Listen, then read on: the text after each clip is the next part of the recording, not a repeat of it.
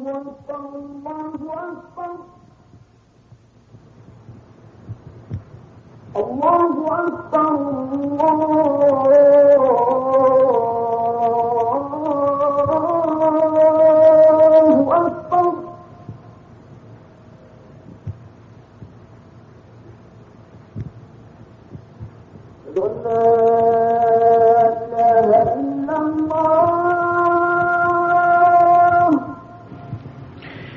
the name of God, the beneficent, the merciful, the creator and the sustainer of the universe, peace and blessings upon his servant and messenger Muhammad forever. Ameen. I bear witness that there is no God worthy of worship except the one true God, and I bear witness that Muhammad is the messenger and servant of God. As is my fashion, I greet you with the universal greetings of peace. This is a greeting that has been used by all of the prophets from Abraham through to Prophet Muhammad. Peace and blessings be upon them all. Assalamu which means peace be unto you. Today we have our 31st program in our series dealing with the social system of Islam. More particularly, we'll be talking about the topic of polygamy in Islamic law. I'm your host, Hamid Rashid, and I have joining me as usual on the program Dr. Jamal Badawi of St. Mary's University. Brother Jamal, assalamu alaikum. Wa alaikum assalam wa rahmatullah. Before we get into today's topic, I wonder if I could ask you to go back and just summarize the main points that we touched on in last week's program.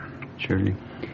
The bulk of discussion related to the question of dowry or marriage gift, as Islam calls it. And we indicated that if it is not mentioned in the contract, the marriage contract is still valid, that it need not be all paid immediately. It could all be paid immediately. It could all be deferred. A portion could be paid, the other one could be deferred, depending on the mutual agreement of both sides. We also talked about the circumstances where the entire amount of marriage gift becomes due to the wife. We also discussed the case of additional conditions in the marriage contract, and we said that so long as the conditions stipulated by one side or the other, or both, of course it has to be mutually agreed, that these conditions are legitimate and acceptable so long as they are not in themselves illegal question or legal conditions. A brief discussion also ensued with respect to the temporary marriage or mut'a marriage as well known, and we indicated that while this was permissible in the very early days of Islam, it has not necessarily been continued as such, and that there are clear evidence that the Prophet indicated that it is forbidden. It has been just like a stage, such as the stages of prohibition of drinking, for example. But now it's not legitimate. This is basically the gist of our discussion last time. Okay, well, turning to today's topic, I wonder if we could begin our program by asking you to give us a bit of an explanation of the term polygamy and just what it refers to. Okay, polygamy is a broader term which means some form of plurality in marriage. More specifically, the practice of having two or more mates at the same time. In the technical sense, I said it's a broad term because it includes two types of plurality of marriage. It may include the woman or the wife having more than one husband at the time. And this is what sociologists refer to as polyandry. Polyandry, polyandry. Mm-hmm. But this is not really what we're dealing with, because whether we're talking about Islam or related close religion to Islam like Judaism or Christianity, to the best of my knowledge, polyandry is not permissible at all. So we're not talking about this form of plurality of marriage, polyandry, even though technically it is one aspect of polygamy. But what we will be talking about, if we were to use the proper term, is polygyny. Polygyny, polygyny, mm-hmm. Which means one husband having more than one wife at the same time. This is the topic really that we're dealing with. But since polygyny is not a very common term, I suspect for some people also polygamy even is not a common term, but polygamy at least is relatively more known term than polygyny. But if we were to use the very proper term, it should be really polygyny or polygyny in Islamic law. Mm-hmm. Well, now the title for our topic for today's discussion is polygamy in Islamic law. Could one imply from this that the ideal Muslim family should be a polygamous one? No, this is sometimes a common notion, but not necessarily a correct one. Indeed, the ideal in the structure of a Muslim family is that of monogamy, that is having just one husband, one wife, and that's it, and the children, of course. Indeed, we will see as we go on that this is assumed to be the normal, ideal situation. But in the meantime, Islam also did not necessarily condemn polygamy or regard it as unlawful. So there is neither outright condemnation or prohibition of polygamy, nor is there any requirement or desirability even expressed in favor of polygamy. So it's no more than simply a permissible act, if you will. Permissible act which may or may not necessarily be desirable in a given setting or situation. And I think this is essential to clarify that Islam neither introduced or invented polygamy as might be implied by the writing of some non-Muslims. That's not true at all.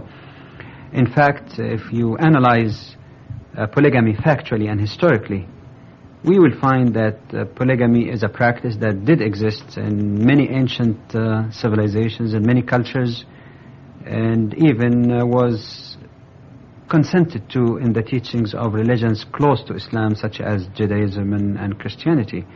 In fact, it is more correct even to say that Islam is the only monotheistic religion which dealt more openly and more frankly with the topic of polygamy, and was the first faith to restrict the existing unlimited practice of polygamy and establish certain conditions and controls over its practice. Well, I think it might be helpful to some of our viewers if we could spend a few moments just exploring some of the historical background of polygamy before we go on to looking at Islam's position on the subject. I wonder if I could ask you just to give us some description of polygamy as it was practiced in ancient civilizations. Well, many historians, particularly people also in the area of sociology or history of social structures, tell us that polygamy as a practice was in existence in almost all ancient civilizations. For example, it was practiced in ancient Egypt. It was practiced in Persia, that is pre-Islamic Persia. It was practiced among the so-called Indo-European peoples. It was practiced among the pre-Islamic Arabs. It was practiced among the Slavs, which include like people which are now in Yugoslavia and Czechoslovakia and Russia. But even in some civilizations where the normal code of law was against polygamy, it still provided some way out in case polygamy is absolutely needed. For example, one of the famous codes in history is known as the Code of Hammurabi. In the Code of Hammurabi, monogamy was assumed to be the norm, but in the code also there were some exceptions made where a person may take concubines besides, of course, his legitimate wife. But even in cases where the code of law was relatively more strict, that is against practice of polygamy, like the case, for example, of the Greco-Roman marriages, we find that many authorities on the subject, particularly, for example, Edward Westermarck, he writes in his short history of marriage that even in the case of the Greco-Roman codes of law, still liaison between married men and mistresses were not uncommon. So, whether the law really specifically restricted or not, still they were, in reality, the practice of having more than one woman that the man was keeping in touch with. This does not necessarily mean that in all ancient civilization that polygamy was the norm. I think this would also be an overstatement, because this can happen only when you have the sex ratio so low that you have at least two women for every man, which of course doesn't happen. Mm-hmm. It simply shows that it was practiced, it was acceptable either legally, openly, or by exception, or in reality it was practiced. And this is not only limited to ancient civilizations. It included even the practice of polygamy among early Jews and Christians too. Well, I think many people would be surprised to hear you say that it was practiced by the members of the Jewish and Christian communities. I think most people here in the West have the impression that polygamy is contrary to the Judeo-Christian tradition. I wonder if perhaps I could ask you just to comment a little bit more in terms of the attitude of the Hebrew people on polygamy. Well, we can approach that perhaps on two different levels. We can look at it first of all in terms of the scriptural text and the Bible itself, or we can look at it also in terms of the historical manifestations and how things were interpreted and practiced by Jews, and more particularly as interpreted by the doctors of law within the stream of Judaism. But even though the impression, as you said, is quite common that polygamy is against the Judeo-Christian tradition, we find that common as it may be, it is not really correct. Let me refer first to the Bible, and all of the references I'm making here is from the King James Version, but I suppose in any version perhaps you'll find basically the same information. Mm-hmm. For example, in the book of Judges, in chapter 6, verse 34, we are told that Gideon, a figure which is an important figure in the Old Testament, had many wives. In fact, in the book of Judges, in the citation I mentioned, chapter 6, verse 34, it says that this man was so holy that the Spirit of God came upon him. And in the same book, in chapter 8, verse 30, it said he had many wives. Abidan, who judged Israel for 8 years, had 40 sons, and of course you can easily understand that you probably wouldn't have 40 sons without having more than one spouse. Right, more than one spouse. The mention of that appears in the book of Judges in chapter 12, verse 14. But even more explicitly, for example, in the second Chronicle, in chapter 11, verses 21 through 23, we are told that Rehoboam had 18 wives and 70 concubines. It is well known, according to the Bible also, that David had 100 wives. Jacob is said to have had 4 wives. According to the first book of Kings, chapter 11, verse 3, it says that Prophet Solomon had, at least as Muslims regard him as a prophet, had 700 wives and princesses and 300 concubines. More importantly and more strikingly perhaps is the case of Prophet Abraham. Now, Prophet Abraham, as it is well known, is highly regarded and respected by Jews, Christians and Muslims. He is regarded as the patriarch and father of the so-called monotheistic faith. Not only this, the Bible describes Abraham as the friend of God. So with all this holy and respected position of Prophet Abraham, we all know, according to the book of Genesis, for example, in chapter 16, verse 3, that he was married to 2 wives. Sarah, his first wife, was barren, and Hagar, who was the bondwoman of Sarah. Mm-hmm. But again, the Bible mentioned her as a wife, so he had 2 wives at the same time. One cannot say that he was sinning by or committing any immoral act by having 2 wives, because it is quite obvious from the book of Genesis that God consented and agreed to that. God used to tell Abraham of all detailed things to do, but never told him, all right, divorce one and have only one wife. Indeed, it was mentioned in the Bible that when his first son, Ishmael, was born, that the name was given by the angels, and Ishmael means God hears. So God knew of this and still communicated with Abraham and consented, obviously, to his practice of having more than one wife.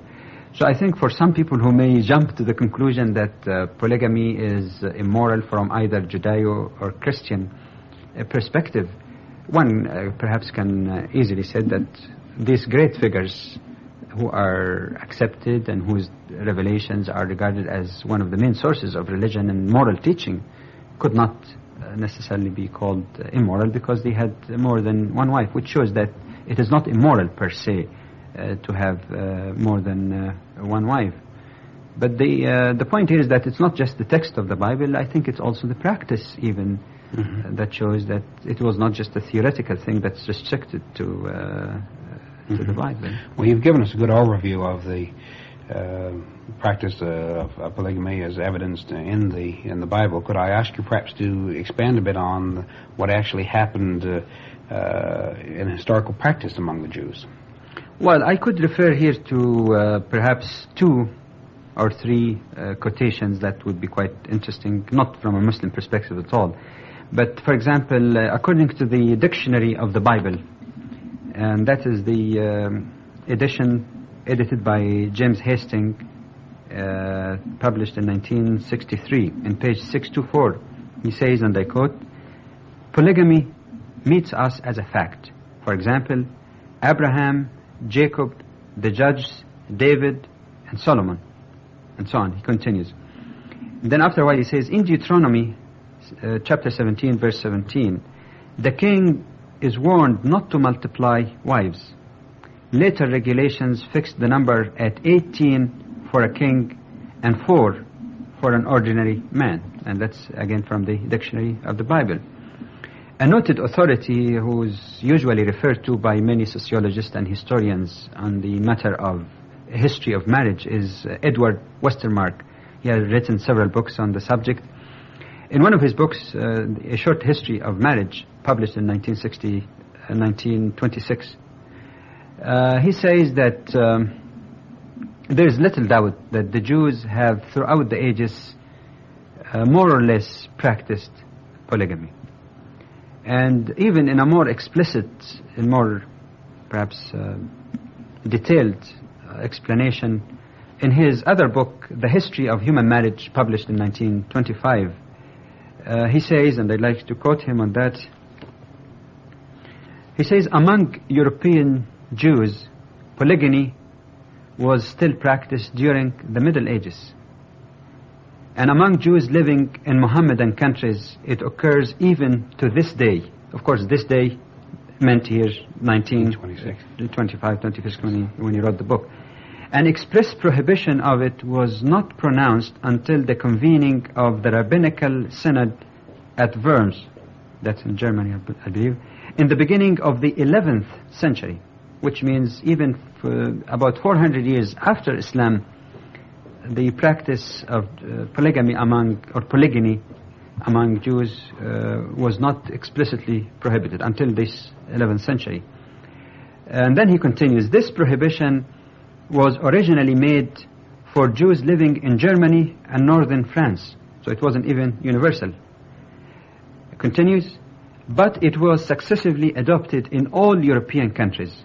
Nevertheless, the Jewish marriage code retained many provisions which originated at the time when polygamy was still legally in existence." Again, the pages, this appears in volume 3 of the History of Human Marriage, pages 42 and 43. So it's quite obvious from that it wasn't really something that was even regarded as illegal. Some writers, however, say that, okay, he mentioned here that polygamy was practiced by Jews living in Muslim countries, and they say, all right, is that because of the influence of Islam, because Islam permits polygamy? But that's a superficial conclusion, because in Muslim countries and within Islamic law, when you have religious minorities like Jews, Christians, or otherwise, Islam does not interfere in the so-called personal law dealing with marriage and divorce.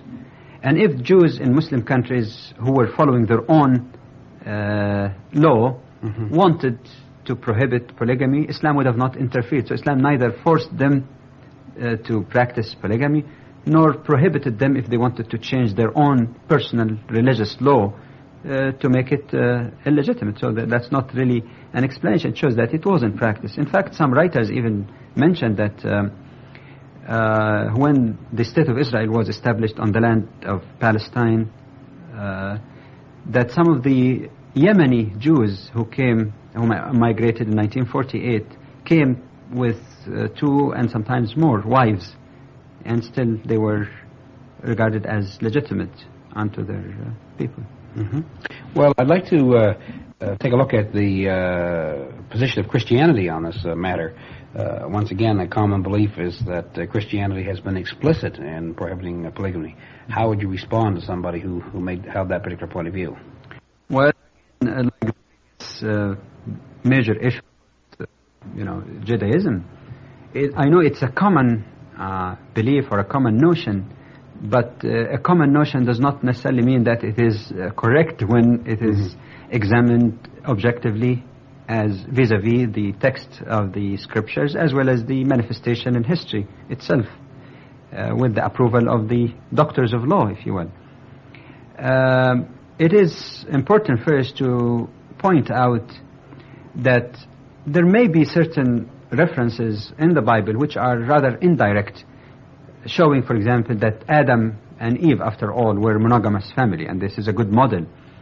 Statements to the effect that God created one man for one woman, or the reverse, that again seem to assume monogamy.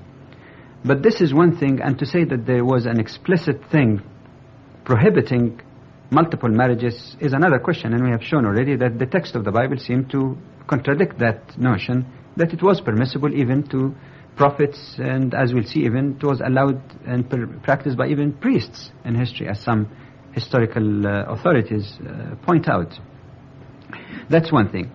But it is also fair to say that it may be correct to state that the practice of polygamy among Christians has been relatively less common than it was among either Jews or Muslims, but it doesn't mean that it is totally absent. But there are a number of points also that one should keep in mind. We have already quoted the Old Testament on the matter of polygamy, allowing polygamy, in fact. And the Old Testament is for sure part of the heritage of Christianity. In fact, Jesus has been quoted frequently as saying, "I came not to destroy the law or prophets, I came to fulfill." So this is one thing. A second point to keep in mind is that even in the New Testament, there is absolutely no explicit text, single verse, to my knowledge, in which Jesus, peace be upon him, said clearly and explicitly that it is prohibited, immoral, or illegal to get married to more than one wife. In addition to this, one may point out also, like many historians and sociologists indicate, that the relatively more monogamous orientation in Christianity was in fact a combination of a number of factors, not necessarily an explicit legal prohibition. It included, among other things, the attitude of early Christians toward sex, that it's something, inevitable evil or something to keep away from, it's better not to get married and all that. It might have been partly in the preoccupation of early Christian teachers with soul saving, which was quite prominent in their minds, and still even in the minds of many. In addition to that, Christianity in the early period spread mainly in the Greco-Roman world, yes, where the legal norm actually was to have one wife, monogamy. So there was no need really to legislate it. In other words, Christianity did not really introduce it to the Greco-Roman world at this time. But in addition to this, as an interesting remark made by Edward Westermarck, when he says that in the early days, Christianity spread or took root more so among the lower class people who were poor and downtrodden, who could not anyway afford to get married to more than one wife. So in terms of the strict text of the New Testament, I don't think it really is correct to say that there's any explicit prohibition on polygamy. Mm-hmm. Well, now, have you been able to discover any historical evidence that any Christian church permitted or consented to polygamous marriages? Yes, indeed. In fact, some years back, I wrote just a little brief pamphlet called Polygamy in Islamic Law. And in this, there was a quotation, an important one. It might be a little lengthy, but I think it's quite revealing, which came from, again, this major authority on human marriage, Edward Westermarck, in the History of Human Marriage, published in 1925.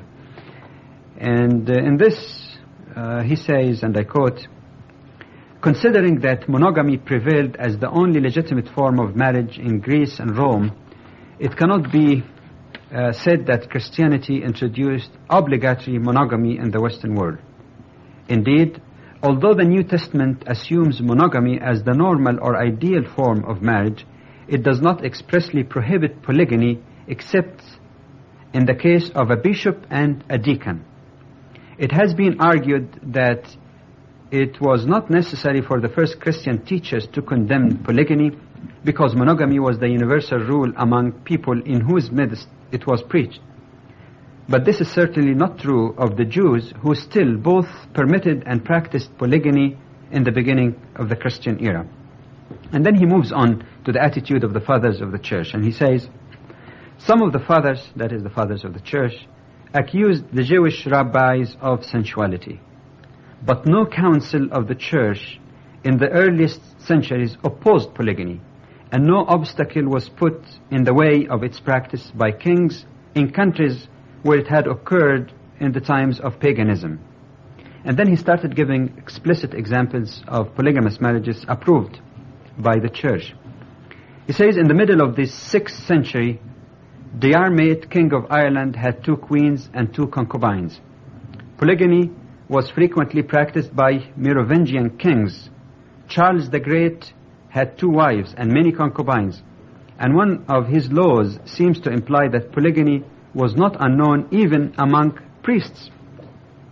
In later times, Philip of Hesse and Frederick William II of Prussia contracted bigamous marriages with the sanction of the Lutheran clergy. Luther himself approved of the bigamy of the former. So did Melanchthon. On various occasions, Luther speaks of polygamy with considerable toleration. It had not been forbidden by God. That's Martin Luther. Even Abraham, who was a perfect Christian, had 2 wives.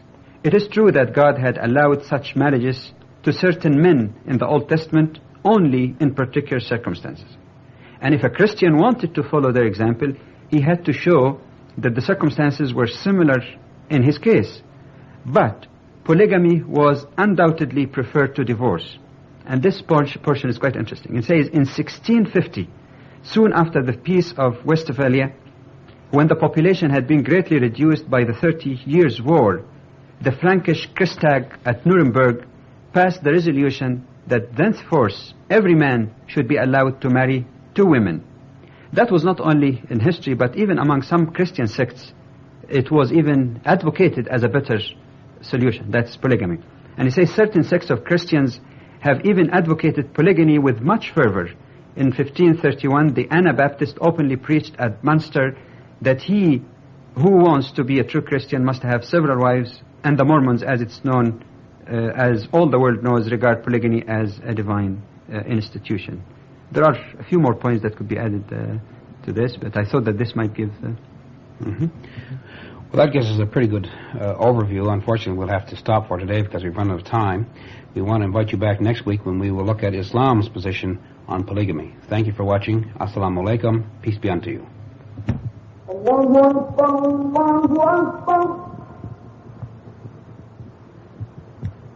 الله أكبر الله